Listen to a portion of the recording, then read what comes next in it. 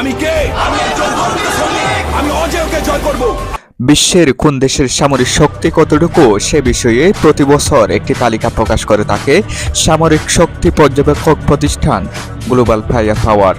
2024 সালেও প্রতিষ্ঠানটি 145টি দেশের সামরিক শক্তির একটি তালিকা প্রকাশ করেছে।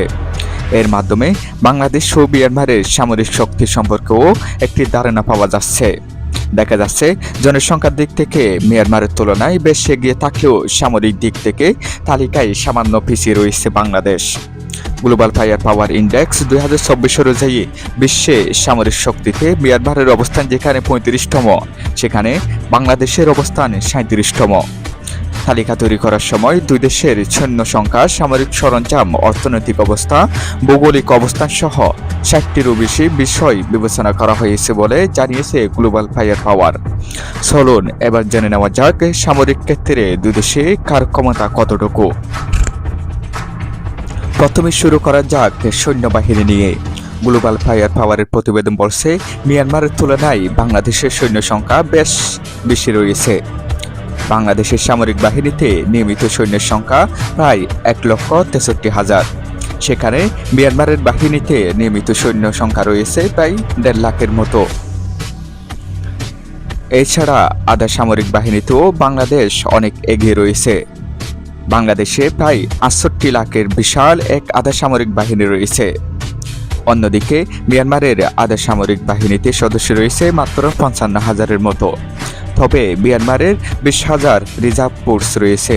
বাংলাদেশে এ ধরনের কোনো ফোর্স নেই। মিয়ানমারের তুলনায় বাংলাদেশের প্রতিরক্ষা বাজেট দ্বিগুণেরও বেশি।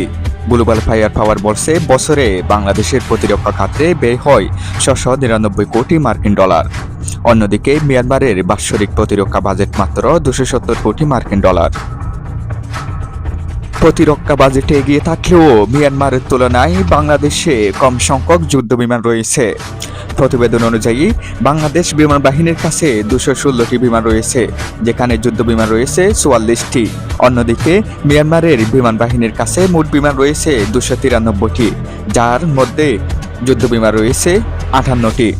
বাংলাদেশের সামরিক বাহিনীর কাছে বিশেষ যুদ্ধবিমান রয়েছে 60টি। অন্যদিকে মিয়ানমারের কাছে এই ধরনের যুদ্ধবিমান রয়েছে 5টি। এছাড়াও মিয়ানমারের বিমান বাহিনীর কাছে 80টি হেলিকপ্টার রয়েছে, সেখানে বাংলাদেশের কাছে হেলিকপ্টার রয়েছে 73টি।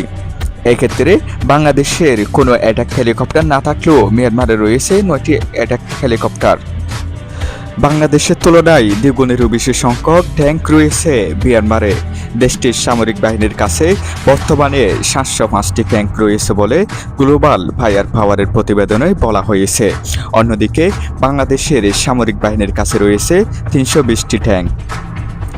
ট্যাঙ্কের সংখ্যা পিছিয়ে থাকলেও অন্যান্য সামরিক যানের সংখ্যায় এগিয়ে রয়েছে বাংলাদেশ। প্রতিবেদন অনুযায়ী বাংলাদেশের সামরিক বাহিনীর কাছে সব মিলিয়ে 13,000-এরও বেশি সামরিক যান রয়েছে। অন্যদিকে মিয়ানমারের সামরিক বাহিনীর কাছে রয়েছে 8,000-এর কিছু বেশি সামরিক যান। কামানের সংখ্যার দিক থেকে বাংলাদেশের চেয়ে অনেক বেশি এগিয়ে রয়েছে মিয়ানমার। দেশটির সামরিক বাহিনীর কাছে 2,000-এরও বেশি কামান আছে, যার মধ্যে 215টি স্বয়ংক্রিয় কামান রয়েছে। অন্যদিকে বাংলাদেশের সামরিক বাহিনীর কাছে সব মিলিয়ে 464টি কামান রয়েছে বলে জানিয়েছে গ্লোবাল ফায়ার পাওয়ার। এর মধ্যে স্বয়ংক্রিয় কামান রয়েছে মাত্র 27টি। এছাড়া মোবাইল রকেট প্রজেক্টরের সংখ্যাতেও মিয়ানমারের চেয়ে পিছিয়ে রয়েছে বাংলাদেশ। মোবাইল রকেট প্রজেক্টর হচ্ছে এমন একটি স্বয়ংক্রিয় সামরিক অস্ত্র যেটি দিয়ে একসাথে কয়েকটি রকেট বোমা নিক্ষেপ করা যায়। গ্লোবাল ফায়ার পাওয়ার বলেছে মিয়ানমারের সামরিক বাহিনীর কাছে 580টিরও বেশি রকেট প্রজেক্টর রয়েছে। অন্যদিকে বাংলাদেশের সামরিক বাহিনীর কাছে মোবাইল রকেট প্রজেক্টর রয়েছে মাত্র 71টি। নৌশক্তিতেও বাংলাদেশের চেয়ে এগিয়ে রয়েছে মিয়ানমার। গ্লোবাল ফায়ার পাওয়ারের হিসেবে দেশটির নৌবাহিনীর কাছে বিভিন্ন ধরনের মোট 362টি যুদ্ধজাহাজ রয়েছে। অন্যদিকে বাংলাদেশ নৌবাহিনীর কাছে সব মিলিয়ে যুদ্ধজাহাজ রয়েছে 190টি। এক্ষেত্রে ফ্রিগেট ও করভেটের মতো যুদ্ধজাহাজের সংখ্যায় মিয়ানমারের চেয়ে এগিয়ে রয়েছে বাংলাদেশ। মিয়ানমারের 6টি ফ্রিগেট থাকলেও বাংলাদেশে রয়েছে 7টি।